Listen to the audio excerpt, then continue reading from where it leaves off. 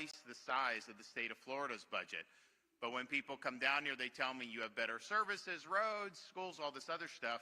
And so something is happening with that money. I know they're taxing a lot of people for it, but we do things a little bit different. And so I was just, having been in this fight for a long time, working with our agencies, working with the legislature to make sure we're standing for taxpayers, I was very pleased to see the emphasis by the Trump administration on this Department of Government Efficiency, this Doge, with Elon Musk leading the charge.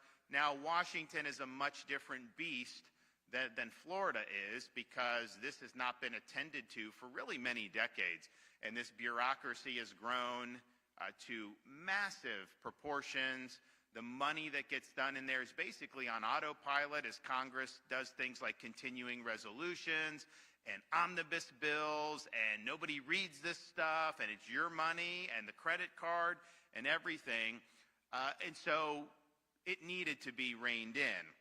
And so you have seen what they have done going in. They are pruning the workforce. I'll talk about our workforce in a minute, but much different than how DC does it. They have exposed slush funds like USAID. They've rooted out hundreds of millions of dollars in contracts and grants that were intending to promote DEI, which we eliminated in Florida in our education years ago, but it's something that has been very pervasive in our country for the last few years. They even discovered that tens of millions of dollars in FEMA funds were used by the Biden administration to put illegal aliens in nice hotels in New York City. I think a lot of people in the Tampa Bay area would have liked FEMA to be more attentive to them, except FEMA, they wouldn't go to people that had Trump flags in their home, and meanwhile they're showering all these benefits on illegals. One of the things, though, that I think that we are looking at with that, because as I said, Florida's a different beast. We've had this focus, certainly since I've been governor, to make sure that the state is lean and as efficient as possible. But one of the things that they're doing with these technology teams that kind of go in is they're leveraging things like artificial intelligence to be able to review payments, to be able to review contracts. So we have people that review these contracts. So for example, we review the contracts for DEI. If it's there, we don't allow it, or grants. But to be able to have the AI, I think that's been an added tool, and that's one of the reasons why they've been able to expose so much. So I think it's really good. I think taxpayers need to have a seat at the table in Washington, and for too long, nobody's cared about the taxpayers, much less the next generation, who's ultimately going to have to pay for all of the mismanagement that we've seen over these many, many years. Now, as I said, in Florida, we were Doge when no one was even talking about it, before it was even cool to do. We've worked hard to make this government as efficient and as effective as possible. My first year as governor, we took a look at all the professional and licensing regulations and apparatus that have kind of grown almost like barnacles on a ship throughout Florida over these last many years and even decades. We brought in people from all around the state and say, we want to find solutions. We don't want people bogged down, and we don't want to create barriers to entry for people who potentially could make a living in one of these things. And so our licensing boards proposed a major overhaul. We were able to enact major legislation that was one of the biggest streamlining of government that we've seen in modern state history. It was called the most sweeping occupational license reform in all of Florida history because it abolished requirements or loosened them across more than 30 different boards and professions. And so that's a huge, huge transfer of power away from bureaucracy and towards people being able to be successful in our state. We've also made it a priority to prune and eliminate spending, particularly spending that isn't appropriate or is wasteful. We want to make sure that people are good stewards of your hard-earned dollars. And so just look year over year, what we're spending in this current fiscal year is billions of dollars less than what we spent in the previous fiscal year. Imagine that. You actually spend less money year over year in a government. Who's ever seen anything like that? And notice what they talk about in Congress. You'll hear them say, oh, we're going to work on a deal for $1.5 trillion in cuts. Just understand, that's Washington speak. It's not actually cutting year over year. What it is they project out 10 years. They project out massive increases in spending over 10 years, and they basically say they're going to reduce the anticipated increases in spending over a 10-year period by $1.5 trillion. They don't actually cut 1 cent from the current baseline. The baseline will keep getting higher, just not as high as the forecasts are. So they are not cutting $1.5 trillion in this current year. I think when we do things, and certainly with the legislature, they're looking, what'd you do last year? What are you going to do this year? We can't say, oh, yeah, we're going to cut spending and we'll project out 10 years. Nobody does business that way. You can't operate, certainly, your family's budget that way. I mean, imagine if you wanted to go on a spending spree during Christmas and you said, well, I'll just offset it with, I'll reduce spending in the family budget, but I'm going to do it over a 10-year period, not right now while I'm actually spending the money. That wouldn't fly. Nobody would say that that's something that's okay. So to actually reduce spending year over year is a really major thing, and we were able to do that here in Florida. And keep in mind, certainly since I've been governor, we've had explosive population growth.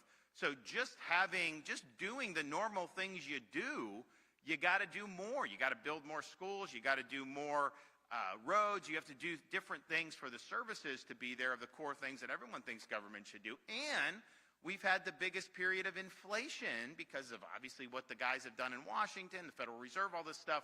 So we had projects, like major projects that everyone thinks are good, but then I had to go back like a year later and put tens of millions of more dollars into it because the cost went up so much. In fact, you look at the cost of some of these things, just go back 5 or 6 years, some of these projects have gone up 50%, 70%. Some of them have doubled in terms of how much it costs, and that's driven by supply chain inflation, all these other things. So we've had to deal with that, big population growth and big increase, and yet we're still able to bring in the budget billions of dollars less than we did the year before. We also have, by the end of this fiscal year, we will have, so Florida became a state in the 1840s, accumulated debt all the way until basically the present time. So when I became governor, if you took all that debt up until 2019, we've now retired 41% of our state's total historical debt. And I don't think there's any other state that can say that. That's a major deal.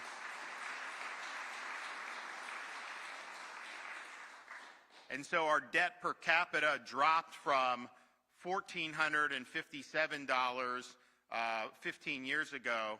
Now it's $664 per person in Florida, so that's a 54% increase. And just put that in perspective, your share as a Florida resident is less than $700 a person of our outstanding state debt. Your share of the federal debt as an American is over $100,000 per U.S. citizen. I mean, that is something, that's a stark difference in terms of what you do. We also have maintained a AAA credit rating, which not every state can say, and we have more than tripled our rainy day fund. We call it the Budget Stabilization Fund, and we have major plush reserves, which had not always been the case as well. And get this, you want to talk about efficiency? Florida has the lowest number of state government workers per capita of any state in these United States. That is what you call a small government. And yet, if you compare our services to peer states like New York and California, where would you rather go to the DMV? Would you rather go here or would you rather go there? Where would you rather try to open and start a business? In Florida or some of these other places? And so our services, even with that small footprint, are actually better than what they're doing in these other states. And of course, when you're efficient and you're good stewards of the taxpayer dollars, returning money to the taxpayers in relief is something that's really significant. And so just this current year, the legislature was able to pass, and I signed $1.5 billion in tax relief. Some of those are permanent tax cuts. We, for example, recently, I think it was 2 years ago, eliminated all sales tax on all baby items permanently. So you have a kid, and you need to buy all these different things, the diapers, the cribs, everything that goes along with that, and it's expensive. You now do that tax-free. So that saves families hundreds of dollars, a minimum a year, probably more depending on how things are. And this stuff gets more and more expensive every single day. We also do toll relief. So we will have 2 straight years where we've done a 50% rebate for tolls for all of our commuters. So if you're a commuter, you ping it a certain number of times a month, they just refund your bill 50% at the end of each month. That saved Floridians, families, hundreds of dollars a year as well. And of course, we do our special sales tax holidays, things like back to school, disaster preparedness, our Freedom Summer tax holiday, where you can do a lot of activities and outdoor stuff during the summer. In this coming year, I've actually proposed a Second Amendment summer, where your ammunition and firearms are tax-free from Memorial Day through July 4th, and I hope that the legislature includes that. It's honestly not big of a fiscal impact, but I think it's something that a lot of our sportsmen and gun enthusiasts will really appreciate, especially on the ammo, because that gets more and more expensive as the supply has been pretty tight over these more recent years. So we have delivered record tax relief, I think every year, certainly for the last 3 or 4 years, we've delivered more tax relief than had ever been delivered in the history of the state of Florida. Going forward, we're looking to eliminate another tax. So Florida's the only state in the country that charges tax on business rent. So if you start a business and you have to rent a place, an office, you actually have to pay tax. They pay tax on the rent going in, and it just doesn't make sense. It's not a really good way to do this. And so we've put a proposal, and we've already reduced it a lot since I've been governor, and that's been helpful, but we've put that proposal in, so over a 2-year period, we'll just simply eliminate the business rent tax entirely. And that'll be very good for a lot of folks who are trying to start businesses. It's also just an inappropriate way to tax. I mean, if we're the only state, look, we lead, and so we do things other states don't do. So I'm not saying we have to mimic other states by any stretch of the imagination. Heck, you look at what we've done. We're the only state that's enacted all this legislation to crack down on the illegal immigration and to help people like Tom Homan remove illegals from the state of Florida. I mean, we need to do that. And so we went above and beyond on that. No other state has done. Maybe some other states will, because I think they see people like what we did. But the reality is we don't necessarily follow suit. At the same time, there's a policy that's been in place for decades and nobody else is doing it. I then look and say, okay, no one else is doing this. We're a low-tax state. If even California doesn't tax this, if even New York doesn't, should we really be taxing it? So we said no. So we hopefully be able to get that gone. I know we've had a lot of great success with the legislature on reducing that anyways. But if we do that, and all the other tax relief proposals, including the Second Amendment summer, including the marine boating gas holiday where you wouldn't pay tax on marine fuel, and that's a huge deal for a lot of our fishermen, a lot of our boaters. Incidentally, I met with the new Secretary of Commerce, Howard Ludnick. He's a good guy. And I showed him, because Commerce oversees NOAA, which oversees the fisheries. And we obviously have a nice peninsula, sunny peninsula. If you go on this side, if you go into the Gulf, we have been delegated in the state of Florida the ability to manage our red snapper population and to make sure people can go or not go depending on what it is. Obviously, we want the population to be healthy. We're required to do that under the law. But we've been able, since I've been governor, to dramatically expand Gulf red snapper season. We now have like 105 days, I think, for Gulf red snapper season. That's a huge, huge thing for so many people who are on the west coast of Florida. Meanwhile, you go across the peninsula to the Atlantic Ocean. You know how many, and we don't manage the Atlantic red snapper, that is managed by the federal government. So as we're doing 105 days for Gulf red snapper, you know how many days they gave us for Atlantic red snapper? 1 day. Are you trying to tell me there's only 1 day worth of fish in that? Of course not. And we know that the boaters that go out there, the fishermen that go out there, these fish are everywhere. That's what they were telling us about the Gulf, and that's why we did our overhaul and said we're going to do it. And the population is even healthier. So I told them, I said, listen, give us the ability to manage this. I was like, this is ridiculous. I was like, so many people on the east coast of Florida will be happy if we're able to do it. So hopefully we'll be able to get that delegation. We'll be able to expand Atlantic red snapper season. We obviously have Gulf. I may be able to expand it even more. We're working on that, and I always tell these guys, I was like, give me more days. Give me more days. So we may be able to do that again. We'll have an announcement on that shortly. But this marine fuel holiday, that's going to save people a lot of money. So hopefully the legislature will be supportive of that. I know there's a lot of their constituents that really are doing that. So more relief for taxpayers, elimination in our budget. We are proposing an elimination of 740 state government positions. And so we already have the smallest footprint of any state, and we're pruning even more. And that's 740 on net, because we do have to add positions in certain areas. For example, corrections. We need more people there. We need more folks to help with some of our highway patrol or law enforcement. There's different things we have to do that everyone would agree you have to do. So we look at that. What's the increase, but then what's the decrease? And the net is going to be 740 fewer positions as a result of what we're doing. So we want to continue with these proposals. So this has been our frame of mind from the day I took office. I'm proud to be able to say that our state has never been in better fiscal health. When you're paying down 41% of the state's debt that it's accumulated after 180 years, 180 years, that's a huge, huge thing. Tax relief, all this stuff, very, very good. Reducing spending, which no one else is really doing. But we always want to get better. And so we look to see what Musk is doing with the Doge in Washington, D.C. And the one thing I think that they're doing that we need to incorporate is to utilize and leverage technology like artificial intelligence to be able to police the payments and the operations and the contracts that are done in government. You know, for example, we have people that review these contracts, and if there's DEI, they nix it and things like that. But this is some high-powered stuff, and I think would be able to provide us some good information. So, you know, we have already been doing this stuff. This will really help enhance that.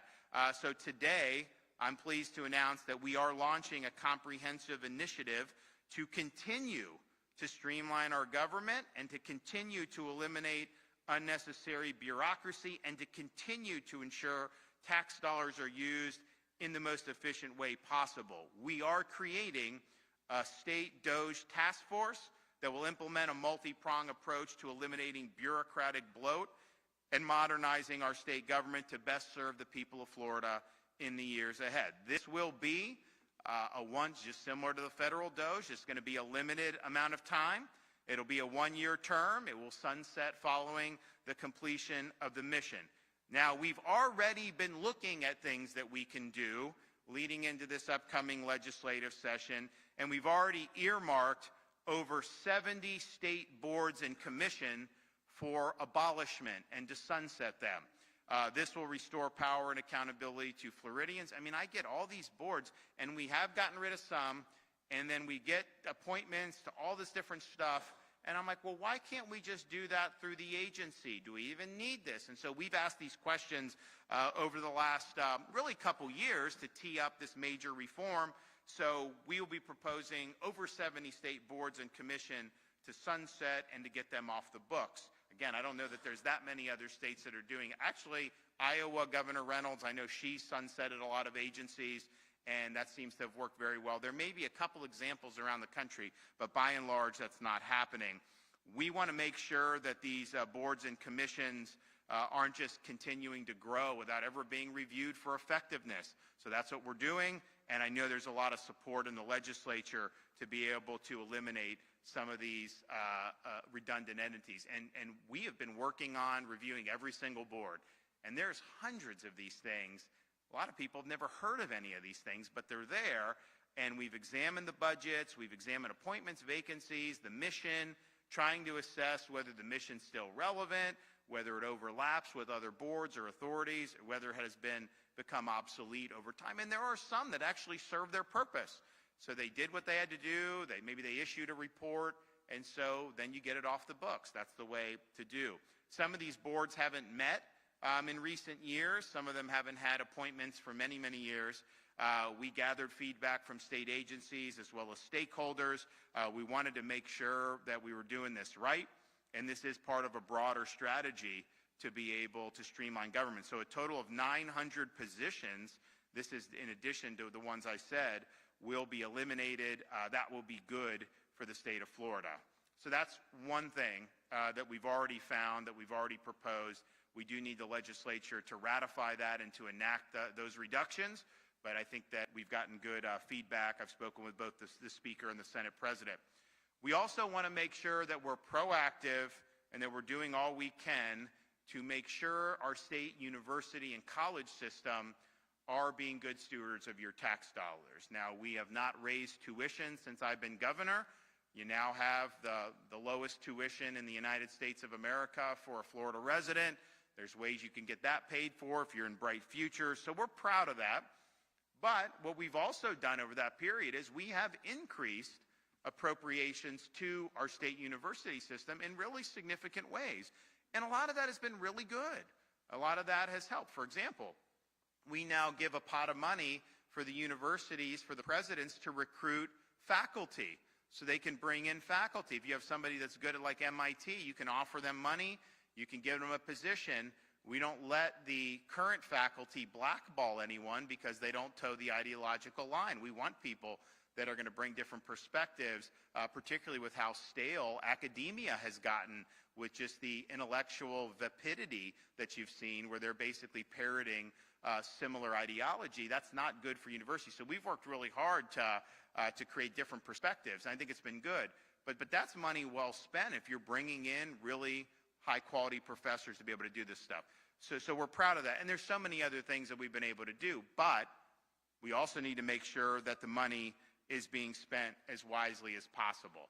So yes, we do have the lowest undergraduate tuition and fees of any state in the country. It's about $6,300. Most universities that are public are about $12,000 is the average. So we're almost half of what the average is. And there's some in these universities that are over $20,000 even for in-state.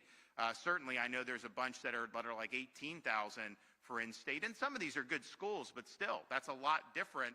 If you have $6,300, you don't need to take out one red cent in loan. You really don't.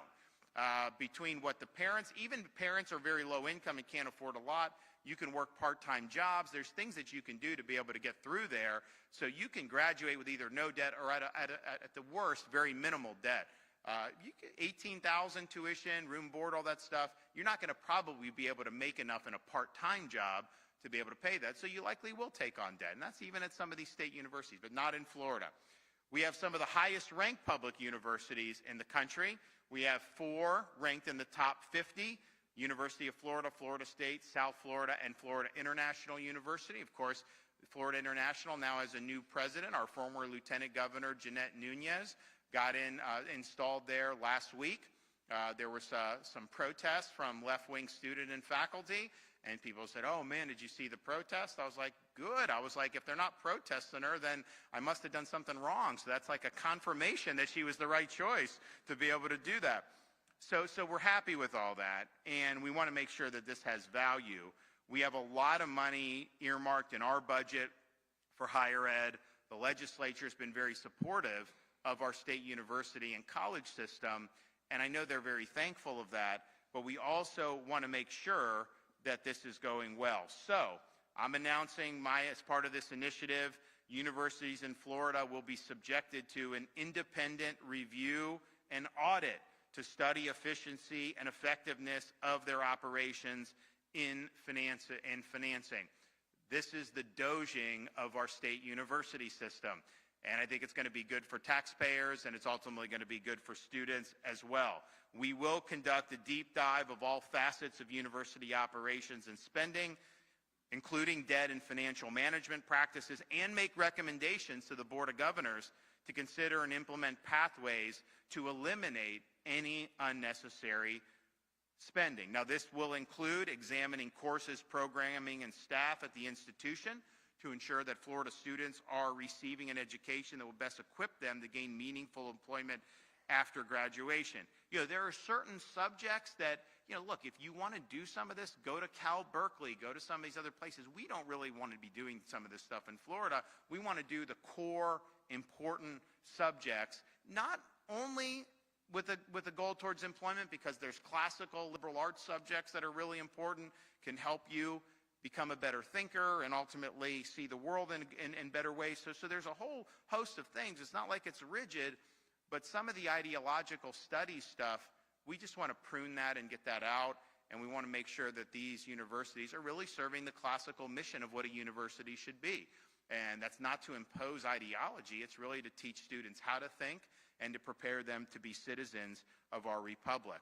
Now, examining the institution's administration, which we will do, will help ensure that no excess or bloat of personnel is there that doesn't have a meaningful impact on students. We also want to make sure we did things. We were the first state in the country to eliminate DEI in higher education. You're now seeing a lot of that being done at the federal level here in 2025, but we did this a couple years ago.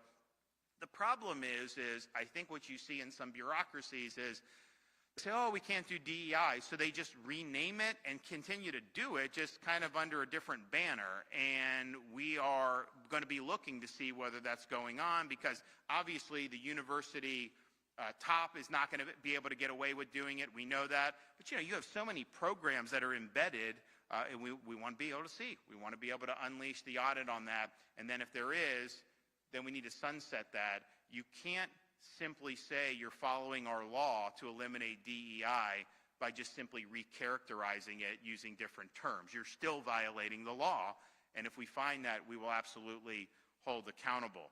So we look really forward to this. I think it's very, very important that we do. We may need to work with the legislature to tweak some statutes to make sure that this goes as strongly as possible, but this is something that I know our taxpayers will appreciate very much. Now, state agencies.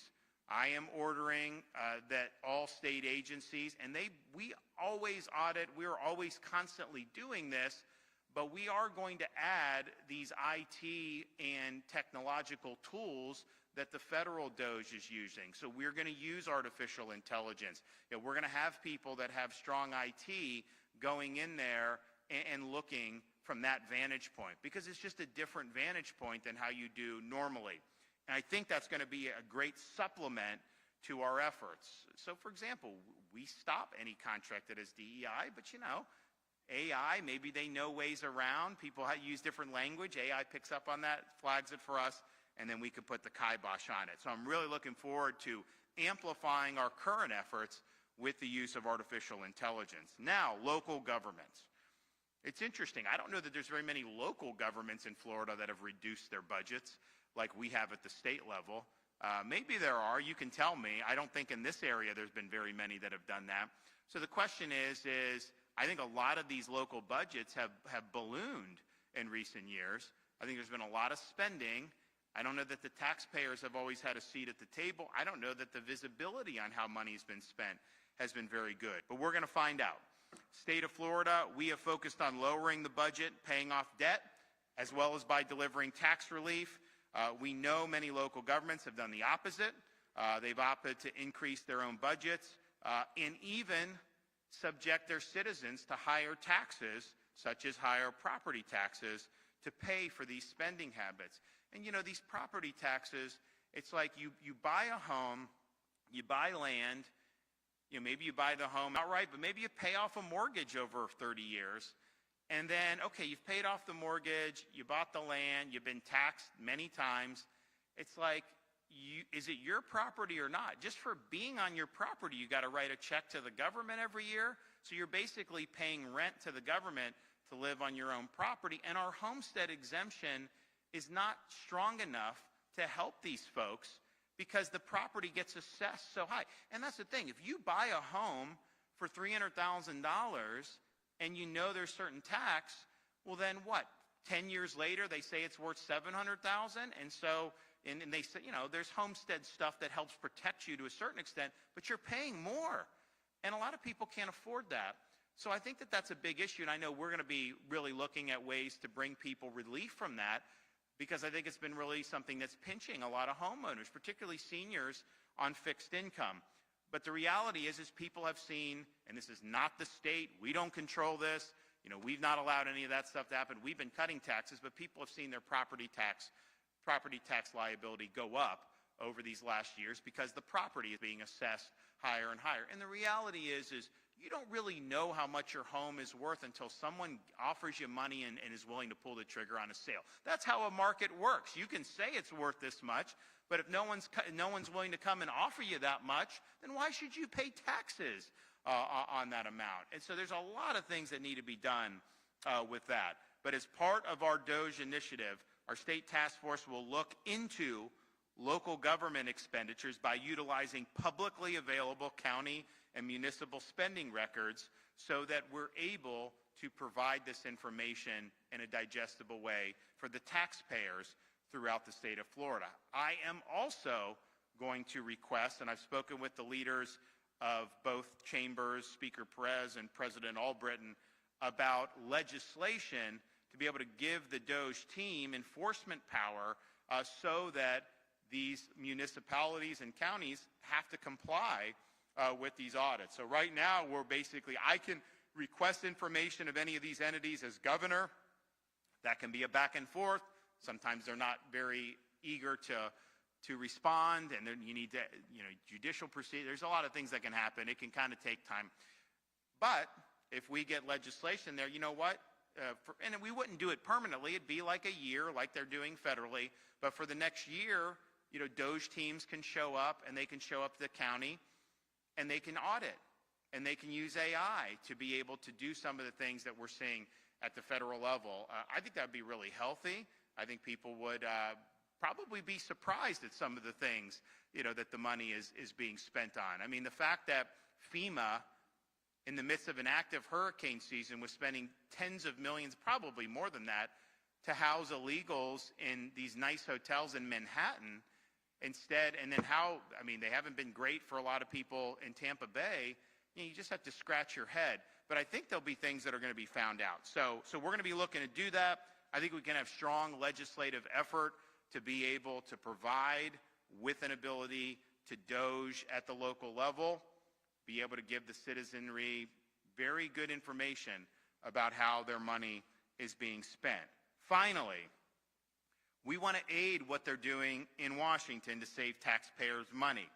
So we want to help claw back some of the ideological spending under the Biden administration. Under my leadership, state of Florida has actually rejected billions of dollars in federal funding because they had ideological strings attached. They wanted us to change our behavior, so you accept the money from them and then you give them power over how the state conducts operations. That I refuse to do. I am not going to let them come in and contort our operations just so we can get some crumbs from some of these massive federal spending programs. And the reality is a lot of that stuff really shouldn't have been enacted to begin with. I mean, that's just the reality. So this included, we were the only state in the country to reject money from the Biden infrastructure initiative. We turned down $320 million because if you accepted that money, it would have forced us to track the tailpipe emissions of personal vehicles and implement other Green New Deal style policies to limit carbon emissions from our vehicles. I don't want to be policing your tailpipe. I think it's ridiculous. I have a budget surplus. We don't need the $320 million. That $320 million is not even close. I mean, the behavior they want us to do, I mean, that is nothing. That's peanuts to expect us to do that. So we didn't do that, and we were the only state in the country to reject the money coming from Biden. But here's the thing. We rejected it. We said, we're not playing your game. We're not doing it. We want to give the money back. We use it to reduce the debt, use it to reduce the deficit. But despite that, the Federal Highway Safety Administration could not find a way to accept the repayment because there's no mechanism in place to allow a return of funds. How ridiculous is that, that they can't even accept money that we don't want to spend?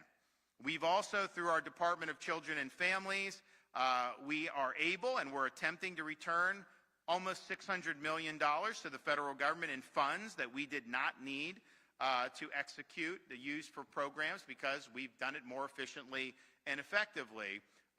We are asking the Trump administration, let us return some of this unused or surplus amounts of federal funds. Apply that to the Doge savings. Apply that to reducing the debt. Now, the reality is my view as governor, even though a lot of the stuff that goes on in Washington with Congress I think is insane, if there are federal programs that can help, whatever levers are there, I try to use and help. So when we have the disasters, we ask for FEMA to unlock different things. People get individual assistance, all this stuff. And that's fine, but when you start conditioning this on us changing who we are as a state and embracing really noxious concepts and policies, we're not going to do that. And we're going to make sure that we continue representing the people in the way that they elected us to represent them. So we do have money that's available, even though we have used in other instances when there's no strings attached. On this one, on some of these, it created problems. So we can, between both DCF and transportation, that's close to $1 billion that we can return to the federal coffers. And look, we're running $2 trillion plus annual deficits. It's a really, really bad picture. I'm not saying that this $1 billion is going to make or break the fiscal viability of the republic at this point, but I also am not one of the people, like you have a lot of people in the media that will say, oh, USAID, it's only $40 billion, like that's nothing compared to the deficit. Well, it's that way of thinking that leads it to get to $2 trillion. If you actually said, no, $1 billion is real money, in Washington they say it's not real money. You say, no, it's real money. Let's save it here. Let's save $5 billion here. Let's save $50 billion there. Eventually you create a culture, and that's what we've done in Florida. I mean, we've really worked hard to make sure we have strong finances and strong operations of the government. So I'm excited about this effort to take some of what we've seen in Washington that they're doing with Elon Musk and apply it to Florida, both our local governments, our universities, and then particularly looking at how we have been auditing ourselves and doing this over many number of years. And of course, that's how we got the 70 boards to eliminate, but applying some of the technology and artificial intelligence. I think it's going to help us do even better going forward. So I want to thanks to everybody who's been involved in helping with this. I do think this is something that can be very meaningful, and we'll continue leading the way. And the bottom line is, you see what they need to do in Washington to try to right the ship. If they just make America operate like Florida, we will be in much better situation. Okay, Chris Spencer, come on.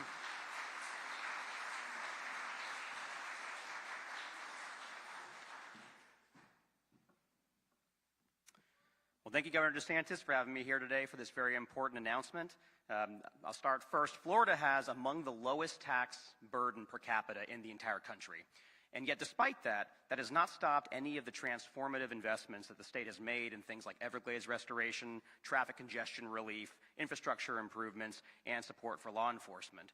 And Florida has a proven track record of always doing more with less. And the governor's already made the comparison to the state of Florida versus the state of New York. But to drill that down a little bit further, the city of New York City's budget is roughly equivalent to the current year budget for the state of Florida. And obviously, as the governor said, there's a lot more people in the state of Florida than in the state of New York, and a lot more people than in the state or in the city of New York as well. This strong track record of fiscally conservative fiscal management has proven very successful for the state of Florida. As the governor said, Florida's credit rating among all of the major credit rating agencies, including Moody's, Fitch, and S&P, is the highest that it can be, and it's higher than the credit rating for the federal government. And this translates into material benefit for the state, which also means better cost savings for Florida taxpayers. As the governor has highlighted, under his leadership and with the support of the legislature, the state of Florida has had an accelerated debt repayment program. I think it's important to note even further, to drill down, that means not just paying down the debt of the state, but accelerating the pay down of the debt of the state at a time when Washington largesse has been driving the national debt to historic highs. So, Governor, I want to thank you for this initiative. I think it's very, very important, and it's always prudent to regularly assess opportunities for further efficiencies in government. As Executive Director of the State Board of Administration, we see this drive for efficiencies in all of the private enterprises that we invest in on a regular basis, and it's just common sense. Those who are entrusted with scarce taxpayer resources should always be looking to optimize those taxpayer resources. And I'm honored to be a part of this initiative, Governor, and looking forward to hitting the ground running and to deliver great taxpayer savings for Floridians. Thank you. Okay, thanks, Manny.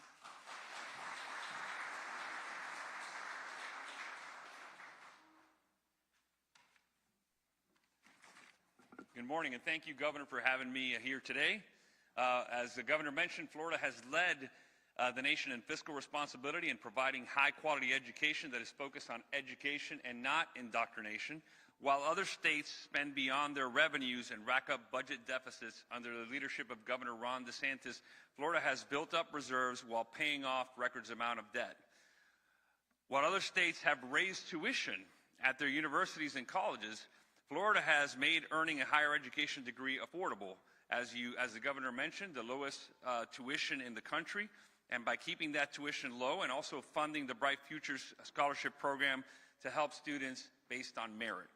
Together, we have worked to reduce spending on programs that do not have outcomes on students, like DEI and critical race theory, and shifted our education budget back to the main focus of providing quality education of our students. The Governor has focused on educational programs with high return on investment, expanding workforce education programs that lead to high demand, high wage jobs that actually help Floridians support themselves and their families.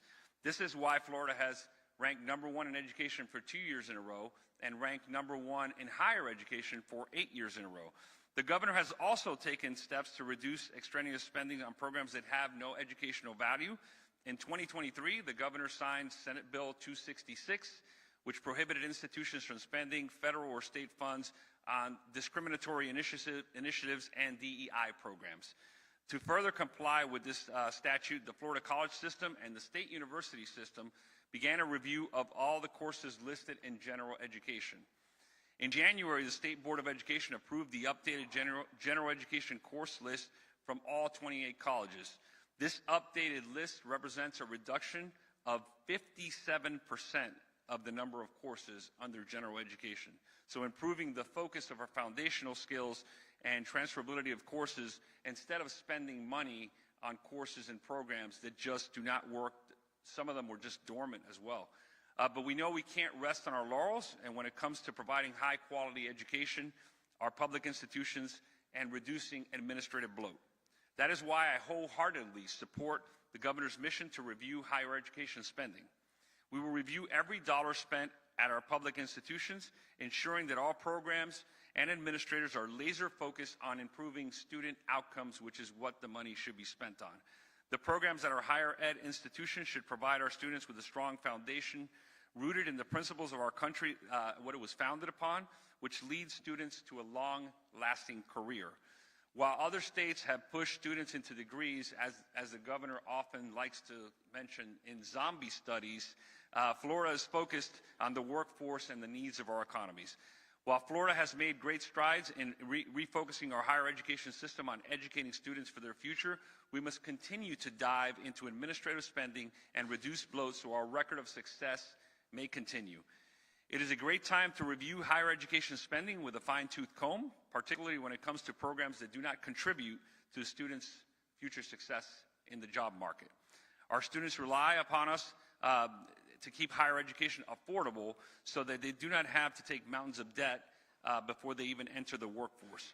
And to accomplish that goal, we must keep spending manageable and focus on driving student success. And as we go into the out years, as the Governor's mentioned it, this review is incredibly important because you remain lean, and regardless of what happens in the out year with the budget, it's always not going to be a rosy picture. And so we have to make sure that we are focusing on the main things and not have this extra spending. So, Governor, thank you very much. I look forward to participating in this initiative and keeping Florida efficient. Great.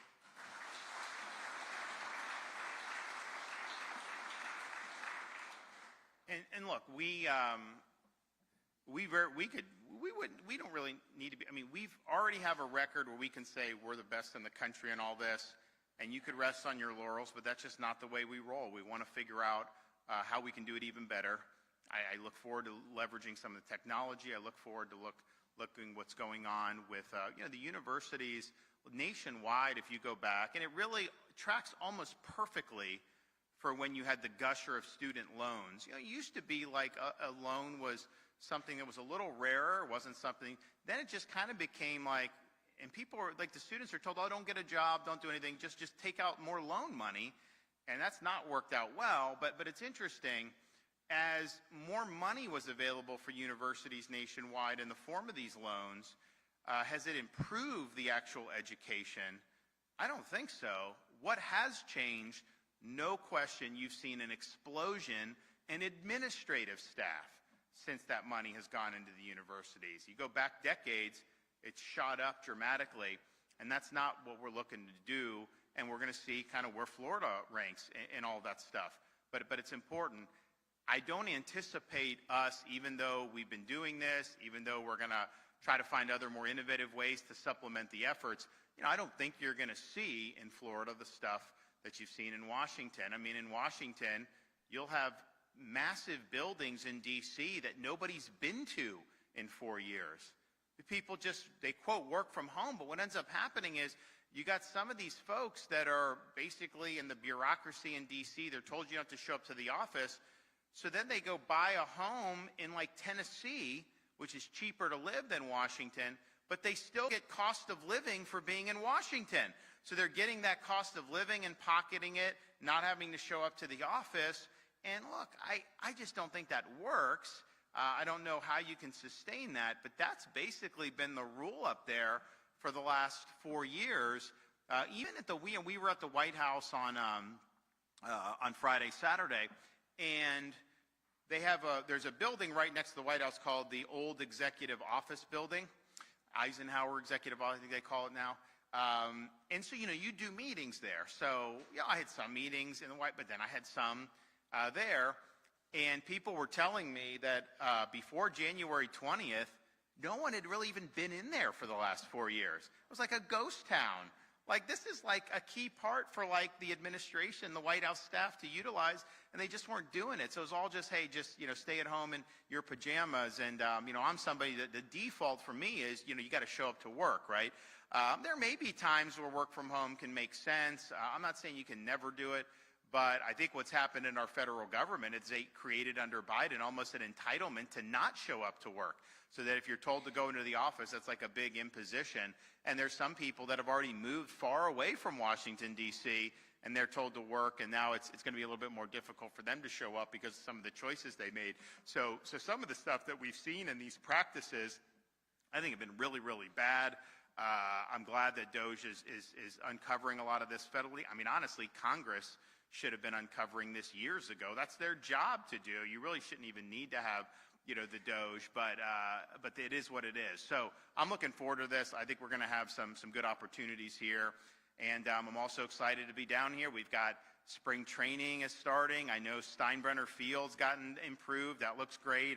We're going to see how it does over the course of the regular season when the Rays are playing there. And imagine that there'll probably be a lot of interest in going to those games, since you don't have to now cross the bridge over to Pinellas if you're here in Hillsborough. So they'll probably do pretty well in terms of the attendance. But it's a good time of year to be in Florida. We've got spring training kicking up. We've got the golf tournaments. We've got 4 weeks of golf tournaments, including Copperhead here in the Tampa Bay area. And it's just, we had the Daytona 500 a couple weeks ago. So it's a good time. Seems like everybody, they say Canadians aren't going to come because of the tension with the U.S. I'm not seeing any downtick in that. I'm seeing massive numbers of people here. I mean, it's hard. We're accelerating so many infrastructure projects. We're going to have some more announcements on that this week. It's hard to keep up with with the flow and the traffic and everything that's coming down. So enjoy these, particularly these next couple months. I think are a great time to be down here in Florida. Okay, do we have any questions? Yes.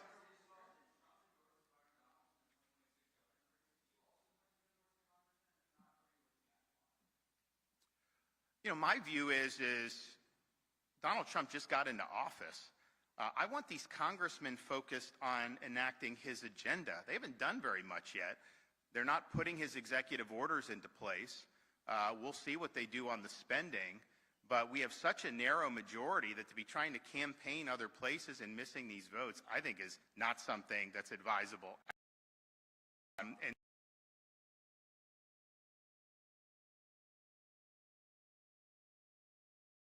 those victories, you know, you got a guy like Biden here.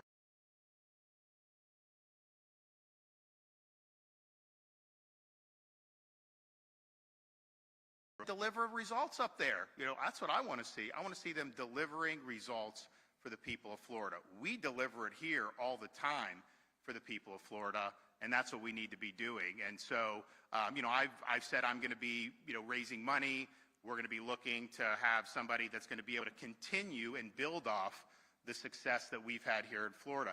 I think a lot of people think somehow the battle's been won and you don't have to worry about it. We could revert very quickly. That could happen, 100%.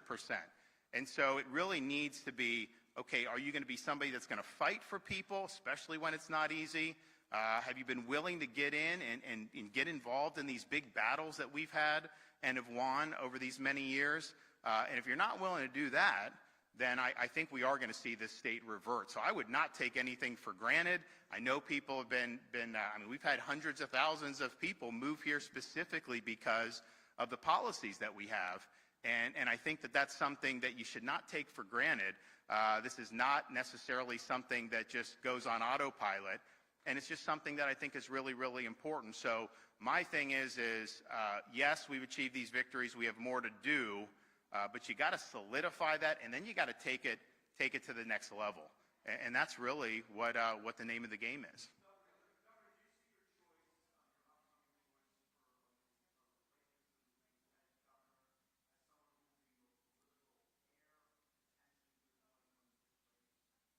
I haven't really thought about the lieutenant governor as much. I'm going to wait on that. We're working through this legislative session that's going to start next week. We also, I think there'll be a position for chief financial officer starting at the end of March. We'll wait on that till after the legislative session as well.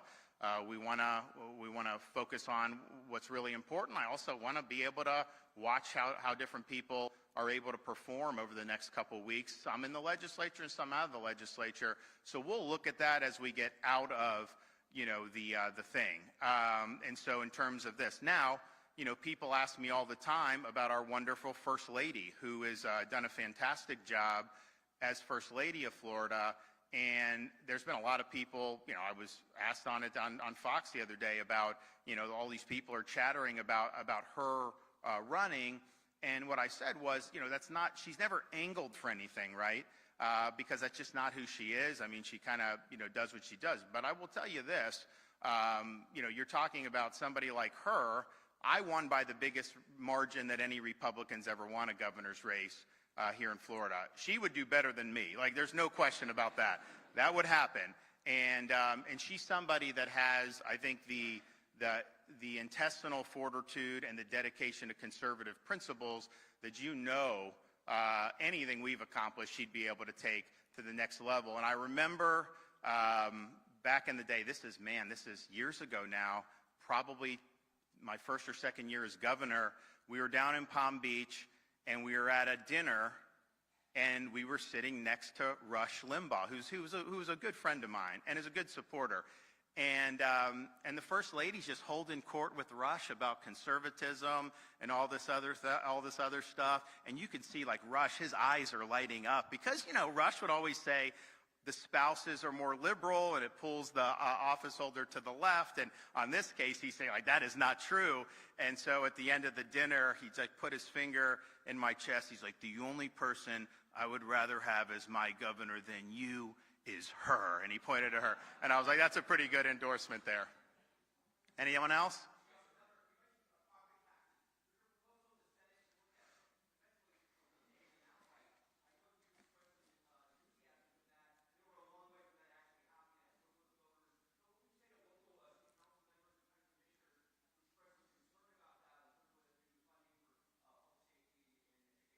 Well, I'd say a couple things. Just one, how do we perceive of the proper role of government? And do you think it's fine that you buy property, you buy a home, you own it outright, free and clear, and yet you have to continue to pony up money to the government just for the courtesy of using your own property? That's not, we don't tax like that in almost any other instance. If you want to go buy a car, they can tax you on the sale. There's other ways. You buy a house, they do a documentary stamp tax as part of that. And so it's really an anomaly. So you could have someone that's done everything right, maybe a senior citizen on fixed income. The value of the home keeps getting appraised higher. Even with homestead, that doesn't insulate you entirely from that. And then you're having to write these checks to the government. And that's a burden on people, and that's pinched a lot of people, particularly as home values have been assessed higher in Florida. So that's something I recognize, and I want to be able to help folks. The other thing is, just as you've seen with so much stuff that's more costly now, when you look at the cost of groceries, you look at all these other things that have gone up, and everything's gone up in the last four and a half years. The taxes are one thing that we can control through a referendum on the ballot, through basically government action. And yeah, you're right, the legislature couldn't do it. You'd have to put on the ballot all this stuff to be able to give people relief. But we can control that. There's nothing we can do in Florida to directly just cut the price of eggs by 50%. If I could, I would. But that's just not the way. There's things in the private economy that are happening beyond what we're able to, what we can control. We don't control the economy. We can have an impact on it for sure, and we've done that in different respects. So this is pinching people, and I think that's something that you should look at. I also think that we're in a unique situation as a state because we could choose to offload more of our tax burden to visitors and to non-residents if we wanted to. That's just, you have some people that are seasonal residents, how you handle their property. You have some of these investors that will buy different pieces of property and homes. You have people that are tourists and they rent and then they go to the hotels, all this stuff. So I actually think that you could do it to give major relief to people who are Florida residents and they have a homestead here and probably not miss a beat. But that's one of the reasons we want to Doge the local governments, because some of these budgets have ballooned. And they'll say, oh, well, we need all these taxes, but the question is, do you need to be spending all that? Obviously, we're going to have police forces and fire departments in the Corps, but if you look, there's a lot of other things that some of these governments are spending money on, and so people are going to be able to look to see, okay, we can talk about taxing. We want tax relief. I know some of them probably want higher taxes. Let's have that debate, but let's also have a debate about the spending. And are you spending too much? Can you deliver the same services at less? And I got to think the answer to that's yes, because we deliver the core services in Florida with a budget that's less than half of New York's budget, even though we have millions of more people. And when you say we have millions of more residents than New York, that's true. But like at this time of year, we have probably millions on top of that, right, who are here using the roads and doing all this stuff. And yet we find a way to make it work. So I just think what we can control in terms of the things that are really pinching folks are the property taxes. We have to do it through the Constitution. We can't just do it at state. It is a local function. But people do need relief. The homestead exemption is not enough for people.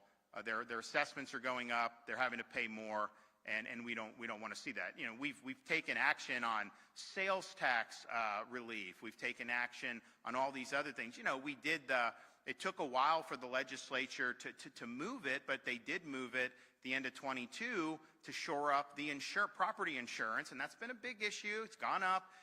But last year in 24, it's gone up everywhere, by the way. S&P Global rated Florida as having the smallest increase in the country.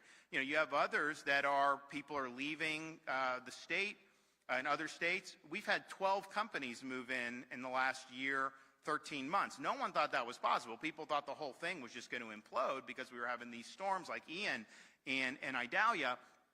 But even with doing that, and people have said the market's stronger, the reinsurance was down last year, all this stuff, we don't control those. I can't just say, yeah, let's pass a law, reduce it by 50%. If you try to do that, then you end up what happens in California. But the taxes, that's purely a government function. So if the taxes are pinching people, then let's do something about it. And so I look forward to seeing what they're doing in the legislature. I think our Doge audits can be very, very instructive, and hopefully, we'll do what we can with the public available. But if they are able to take the legislation, provide some teeth to the auditing, so that we can kind of do a Doge on some of these local governments, I think it's going to be very positive. I think the taxpayers are really going to like it, and I think it's going to really increase transparency.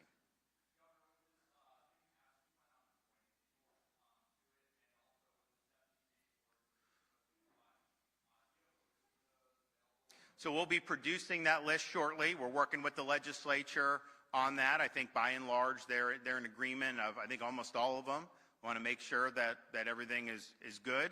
So that'll be coming for sure. And yes, stay tuned for us putting some folks together. You will see, I know Chris Spencer will be involved. Ben Watkins, our bond finance, will be involved. And these are guys that have a lot of wherewithal. They will be leveraging the IT and the tech that I think can really help us take these initiatives to the next level. Okay, thank you. God bless.